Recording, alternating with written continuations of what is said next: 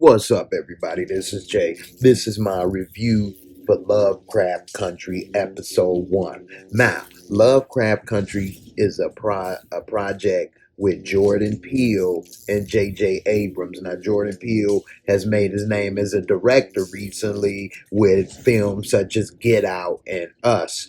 And he has a little bit of a, horror genre suspense. And J.J. Abrams has been involved with things from Cloverfield to Star Trek to Star Wars. And so he's a more of a special effects type of guy. But with Cloverfield, he had special effects, but horror and monsters. So the two have came together on HBO for this new show called Lovecraft Country, set in the Jim Crow era of the United States. And it's a really good show so far from what I see, and it's very interesting, and I'm going to break it down in a second on why I feel that way. Now, it's based off a book, and it's been adapted to a TV show. Now, this TV show, rather, I apologize, has Jurnee Smollett, who's been acting since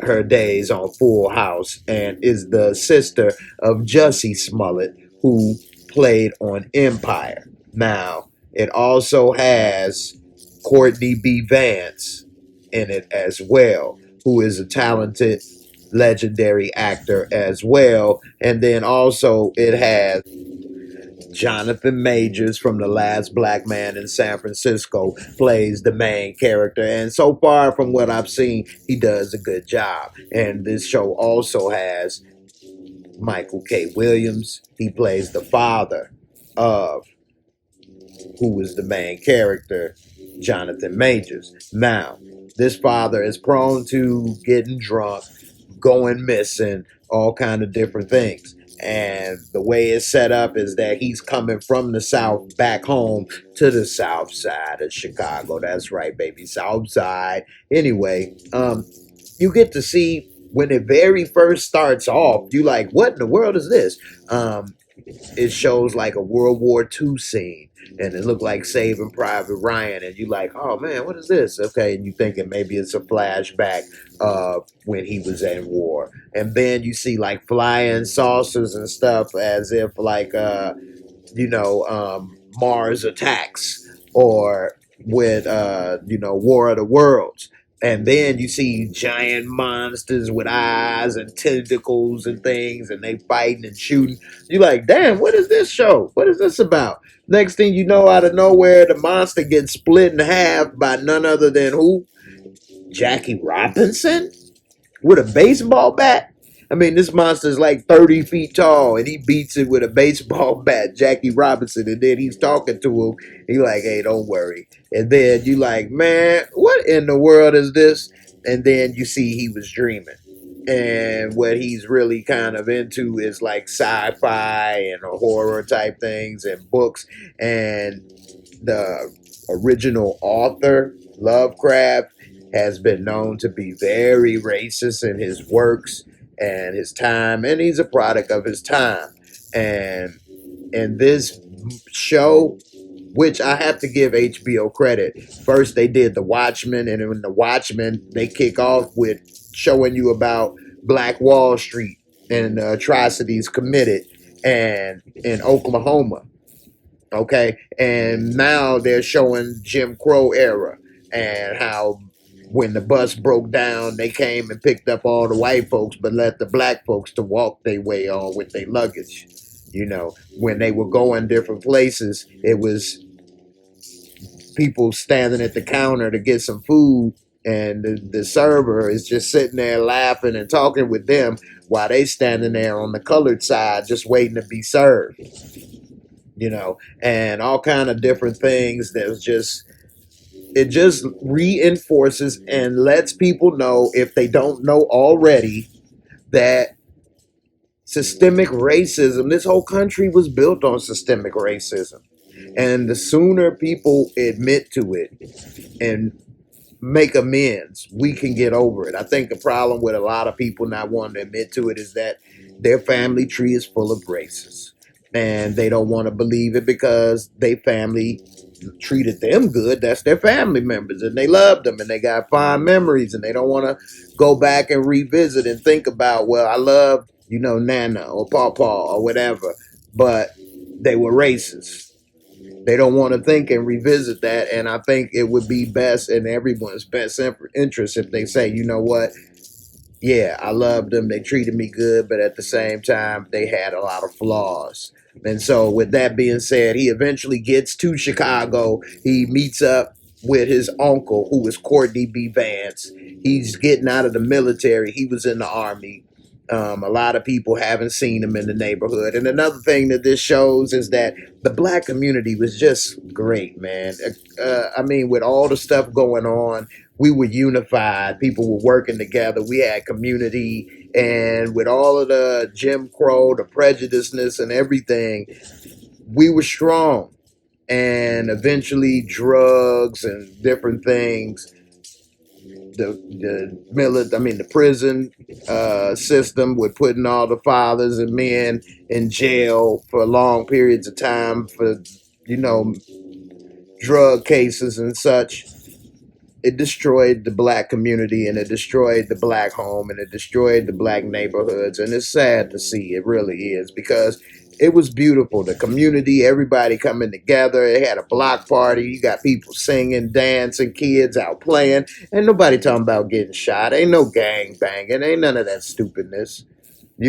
People were working with each other, and Courtney B. Vance's character is like making the green book sort of thing. And so he's with his wife, Jurnee Ellis, and they have a daughter who's brilliant and amazing, which is another thing that this comes off to me, is that how many people of color have not had opportunities just because of the color of their skin. Like, this girl is writing and putting together comics for them to read and stuff and enjoy on the book, on the road. And I mean, she's very talented at a young age, and it just goes to show how many people had talents or, things to contribute to this world, and they were suppressed. The world would be a much better place if that never happened. And it did happen. So we need to acknowledge and move on and stop perpetuating it. Nevertheless, it's great. It's showing a lot of good things. Now, Jurnee Smollett's character is coming in out of town. She doesn't really have any structure in a way. Beautiful as always, very talented. She sings at the block party. She has a sister that she kind of have an estranged relationship with. She eventually goes with Jonathan Majors and Courtney B. Vance on a trip.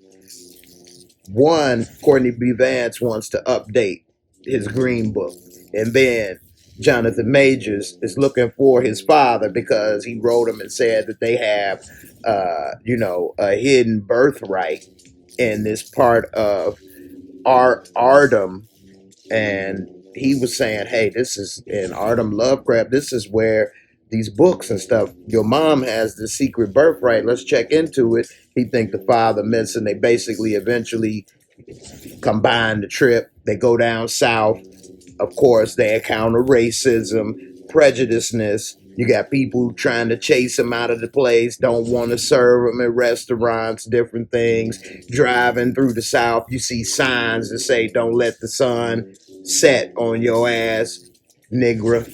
And different things. It's just very frustrating. And it's unfortunate that it's so clear. And unfortunately, people still don't see it, and they don't see that system that we are in now was put in place by racists, perpetuated by racists. Okay.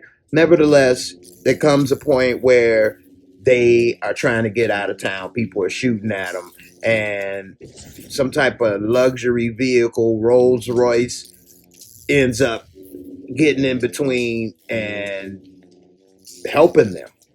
Okay, I'm not trying to give any spoilers away. I'm giving some info, but it's still worth watching. Okay, and then it shows that they being chased again by some racist cops, and it don't look good for them. And it's at night.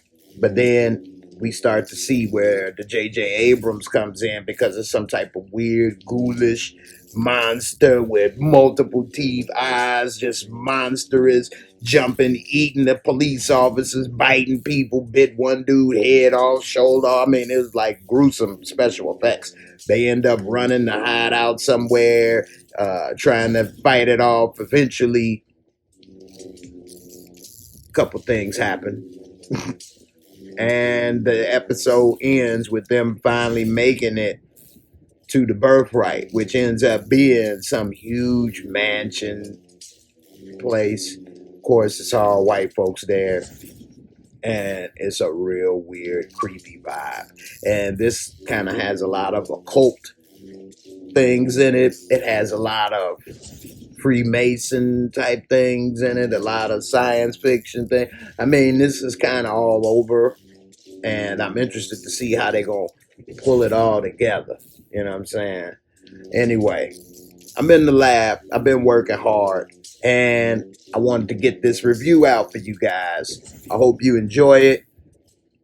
Check out the trailer, and I'll be back with more Lovecraft Country, y'all. I hope this is a good show. It looks pretty interesting. It's very unique. It's nothing like it on TV right now. It's nothing set in that time period with a mixture of horror and science fiction, as well as occult and realistic situation and time period. I mean, it is a unique type of thing.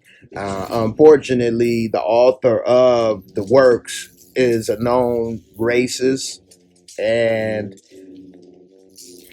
hopefully we'll be able to decipher the work and understand the story, and hopefully that doesn't affect it too much. We can see that just like it's monsters in this show, the real monsters is some of the racists and some of the things they do. And I mean, they just as real as the fake ones. So we'll see in the end which monsters are worse. The werewolf vampire craziness, or the racism and the Jim Crow craziness and stuff that they got to go through. I don't know. What do you all think? I hope y'all enjoy it. It's on HBO. HBO's been putting out some good shows, and I suggest you check it out. If you don't have HBO, you could get the HBO app for $10. Anyway, I don't work for HBO, so it is what it is. I hope y'all enjoy this, and I'll see y'all on the next episode. Lovecraft Country, y'all. I'm Jay, and I'm out. Deuces.